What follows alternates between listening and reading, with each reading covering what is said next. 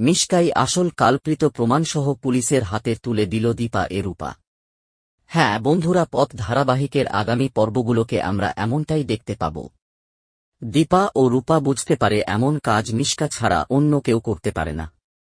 কারণ এই সেনগুপ্ত পরিবারের একজনই শত্রু আছে, আর সেটা হল মিশকা। এদিকে বাড়িতে পুলিশ আসলে দীপা পুলিশ অফিসারকে বলে এই কাজ মিশকা সেন ছাড়া কেউ করতে পারে না।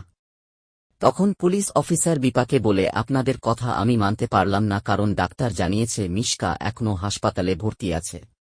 আর আপনারা হয়তোবা এটা জানেন না যে মিশকা এখন হাঁটা বা চলাফেরা করতে পারেন না। আর তার পক্ষে এসব কাজ করা একদমই অসম্ভব, এসব কাজ সে করতে পারে না। এদিকে দীপা ও রূপা বুঝতে পারে যে এটা একটা মিশকার একটা চাল, তাই রূপা সিদ্ধান্ত নেয় যে মিশকার মুখোশ সকলের সামনে এবার খুলে দিবে। এরপরেই দেখা যায় রাতের অন্ধকারে দীপা ও রূপা বাড়ি থেকে বেরিয়ে পড়ে মিশকার হাসপাতালের যাওয়ার জন্য। হাসপাতালে গিয়ে দেখতে পারে মিশকা সেনকে বাহিরে নিয়ে যাওয়া হচ্ছে চিকিৎসার জন্য। এরপরে দীপা পুলিশ অফিসারকে বলে, আপনি মিশকা সেনের বাড়িতে চলেন, তাহলে সব সত্যটা জানতে পারবেন।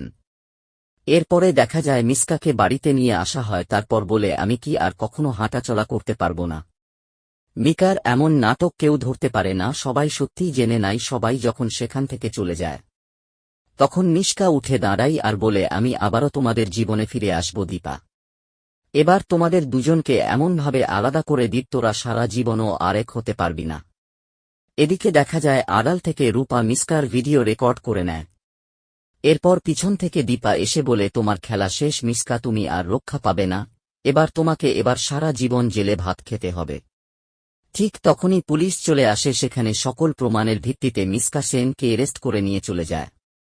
তো বন্ধুরা, তোমরা তো এটাই চাও এভাবে যেন মিশকাকে প্রমাণসহ পুলিশের হাতে তুলে দেয় দীপা ও রূপা? কমেন্ট করে জানাতে ভুলো না। অনুরাগের ছোঁয়া ধারাবাহিকের লেটেস্ট আপডেট সবার আগে পেতে আমাদের চ্যানেলটি সাবস্ক্রাইব করে বেল আইকনে ক্লিক করে রাখুন। ধন্যবাদ।